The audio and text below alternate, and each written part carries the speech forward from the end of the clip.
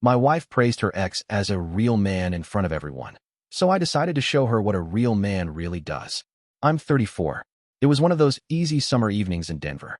Blue sky, a light breeze, music low enough that you could still talk without shouting. Lauren fit right in, like always. She knows people's names, asks follow-up questions, and laughs at the right moments. 3 years married, and I'd always admired that about her. Lately, though, she'd been a step away even when she was next to me. Phone out at dinner, quick to point out what I forgot, slow to tell me what was on her mind. I told myself it would pass. Most things do if you give them time and care. I was standing near the grill with a beer, talking with two couples we see often. Mark hovered at the smoker like a proud parent. The conversation was light, weekend plans, a half-serious debate about dry rub versus marinade. Someone bumped my shoulder and said, "All right, Jake, who's the better cook at home?" I opened my mouth to give an easy answer. Before I could, Lauren laughed. Not a quiet laugh, either. Clear and confident, like she was kicking off a bit. "Oh, definitely not, Jake," she said, patting my shoulder like she was handing me a friendly loss. My ex used to grill like a pro. He was a real man. The kind who could fix anything, take charge, just handle things.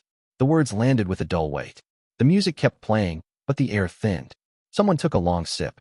Someone else glanced at me, then away. It wasn't a joke that missed. It was a line that told you more than you wanted to know.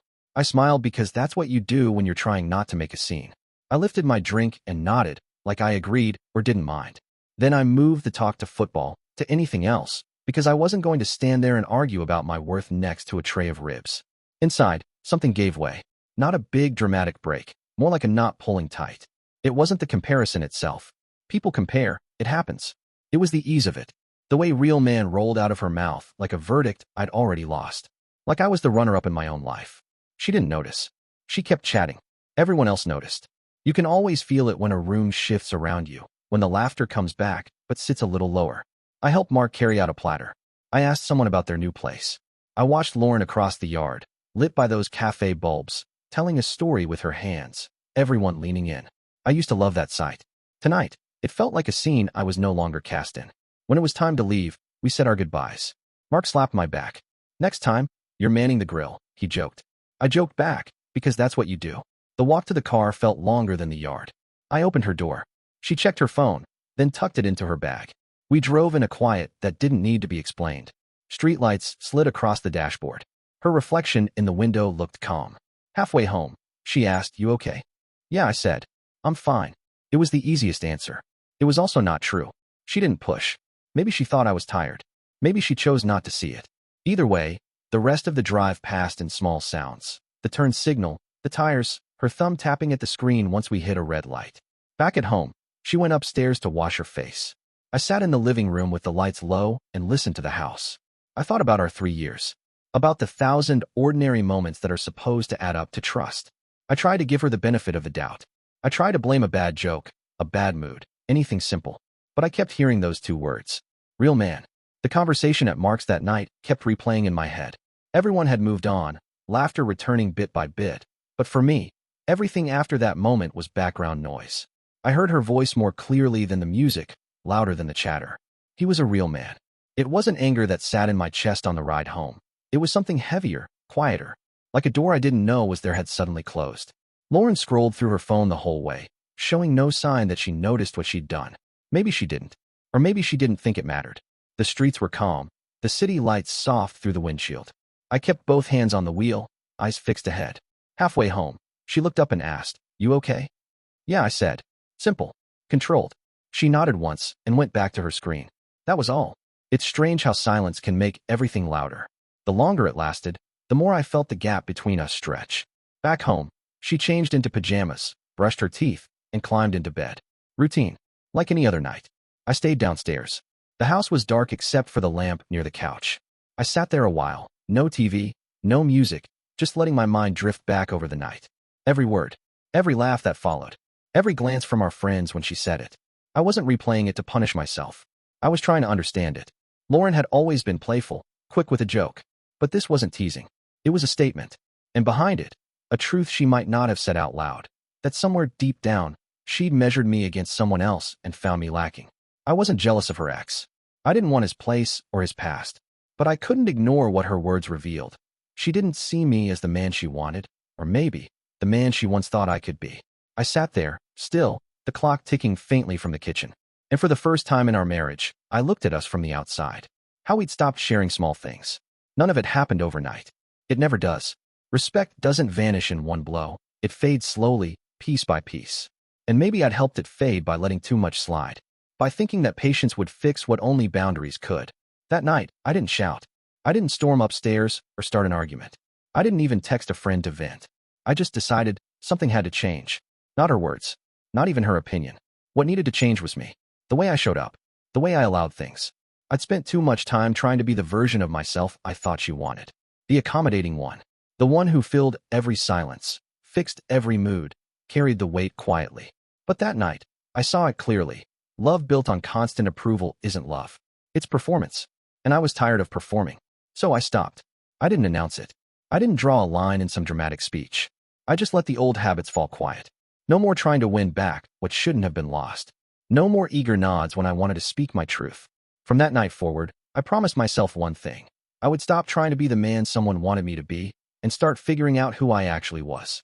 Not through arguments, just through silence and action.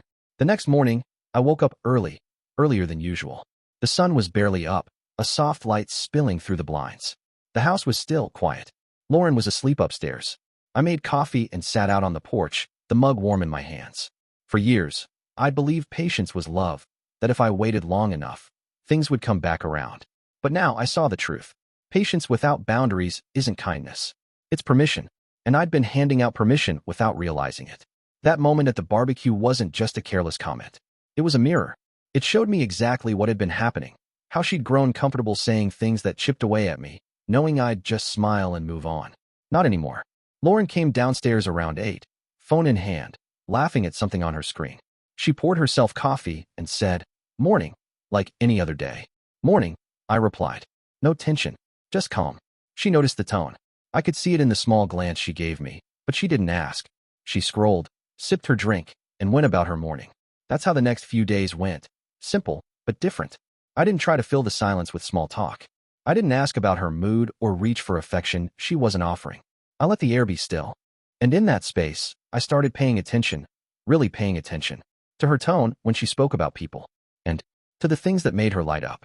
The admiration in her voice when she mentioned men who took charge, handled things, or never needed reminders.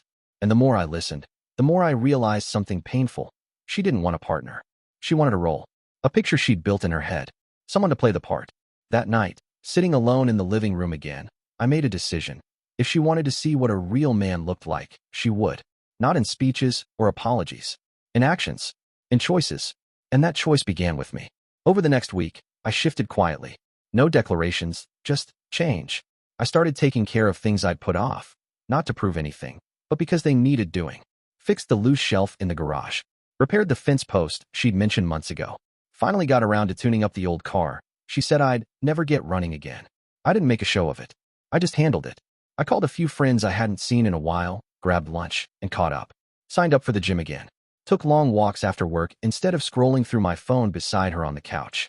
Every small act reminded me of something I'd forgotten, that my value wasn't measured by her approval. One evening, she came into the kitchen and paused. I was fixing a drawer that kept sticking. She leaned against the counter. "You're really getting a lot done lately." I looked up briefly. "Yeah, figured it was time."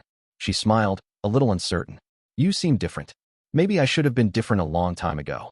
She didn't reply, but she watched me longer than usual before heading upstairs. I could feel the shift between us, small, steady, real. For once, I wasn't reacting to her moods or chasing her attention. I was focused, and as the days went by, I realized something important. Real men don't need to prove themselves through arguments or comparisons. They prove themselves through consistency, through direction. I wasn't trying to win her back. I was trying to find myself. And that quiet change, she was beginning to notice. A few evenings later, Lauren found me crouched under the kitchen sink, tightening a pipe that had been leaking for weeks. Normally, I would have called a plumber. I used to second-guess myself with anything like this. But this time, I just got the tools and did it. She leaned on the doorway, arms crossed. "You're really fixing that yourself?" "Yeah," I said, wiping my hands on a towel. "Just handling it." She tilted her head, curious. "You've been different lately." Maybe I should have been different a long time ago. She didn't respond, just nodded and walked off. But I could tell the word sat with her.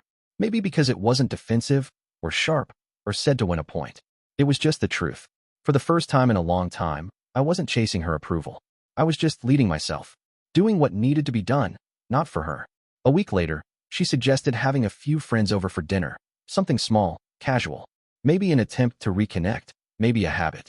Either way, I agreed. That Saturday, the house smelled like roasted chicken and garlic bread. She'd set the table, dressed up, and even played some music. When our friends arrived, it felt like old times. Laughter, clinking glasses, the usual stories. Somewhere between the second round of drinks and dessert, the conversation turned toward relationships. Who cooks? Who makes the big decisions? Mark grinned across the table and said, "Jake, you've been on a roll lately, man. You're fixing stuff, hitting the gym, cooking more. What's your secret? You finally unlocked that husband upgrade." The table laughed. I smiled, looked over at Lauren, and said simply, "I just stopped trying to be the man someone wanted me to be, and started being the man I am." The room went quiet for a beat. Then Mark raised his glass. "Can't argue with that." And the laughter rolled back in. But Lauren didn't laugh this time. She just looked at me. Really looked, like she was seeing me differently. There was something behind her eyes that wasn't irritation or pride. It was thought. Maybe realization. For the rest of the evening, I was calm, steady. I didn't try to steer the mood or fill every gap. When our guests left, the house quieted down again. Lauren began clearing the table. I grabbed a few plates and helped. When we sat down afterwards, she spoke softly. "I didn't mean to embarrass you," she said. "At Mark's barbecue." Her voice was careful, almost testing the words. I nodded slowly. "You didn't just embarrass me, Lauren. You disrespected me. And I let it happen because I thought love meant overlooking pain." She looked down, turning her ring with her thumb. The quiet stretched between us, honest and heavy. It wasn't about revenge or proving a point anymore. It was about clarity, about calling something what it was, not cruelly, just truthfully. She whispered, "I was joking." And for a moment, I saw the part of her that still wanted to minimize, to smooth things over instead of face them. But this time, I wasn't the man who swallowed everything to keep the peace. I took a breath. "No, you weren't. You were comparing. And maybe you didn't mean harm, but that doesn't mean it didn't hurt." Her eyes met mine, and for once, she didn't try to talk over it. I wasn't cold. I wasn't cruel. I was steady. Because real strength isn't loud. It's knowing what you'll no longer accept, and saying it plainly. And in that moment, I could tell, the woman across from me wasn't just hearing my words. She was realizing she might lose the man she took for granted. Lauren sat there, silent, her fingers still tracing the rim of her glass. She finally looked up and said softly, "I was joking." I shook my head. "No, you were comparing. And you know it. But I'm not here to compete with ghosts, Lauren. You either respect the man in front of you, or you keep chasing the shadow behind you. I won't live second place in my own marriage." The words weren't sharp. They were steady, final. She looked at me for a long time. No defense, just quiet. Then a slow, small nod. We sat like that for a while. No yelling, just truth finally out in the open, the kind you can't walk back from. After that night, things began to shift, subtly, but in ways I noticed. She stopped scrolling her phone when I talked.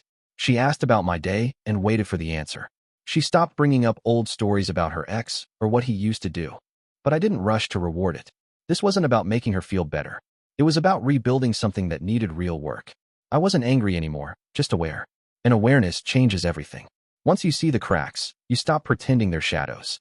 I focused on consistency, showing up as myself, not a version built on her approval. Some days, she'd reach for my hand while we walked. Other days, she'd cook dinner and just be present. No scrolling, no half attention. It wasn't perfect, but it was real. A month later, Mark hosted another backyard get-together, same crowd, and same summer air. But this time, the energy was different. Lauren stayed close, laughing but not performing, chiming in without cutting anyone down.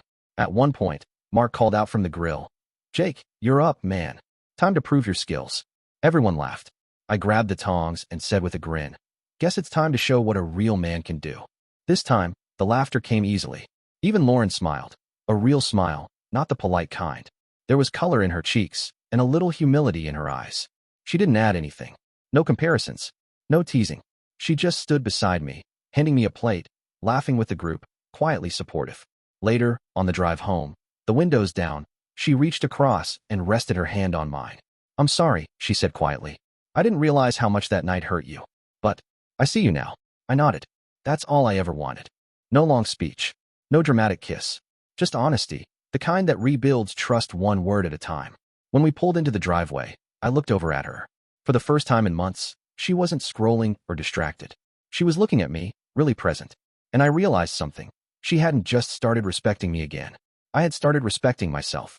Sometimes change doesn't come from shouting or ultimatums. It comes from silence, the kind that says, I know who I am, and I don't need to prove it. That night, when we walked into the house, it felt different. Not new, but steady. Solid. Because I hadn't set out to teach her a lesson. I'd set out to remember mine. That love without respect isn't love. That patience without boundaries isn't kindness. And that being a real man isn't about fixing grills or pipes. It's about knowing your worth and refusing to shrink for anyone. I appreciate you watching till the end. Hit that subscribe button and stay tuned for more content.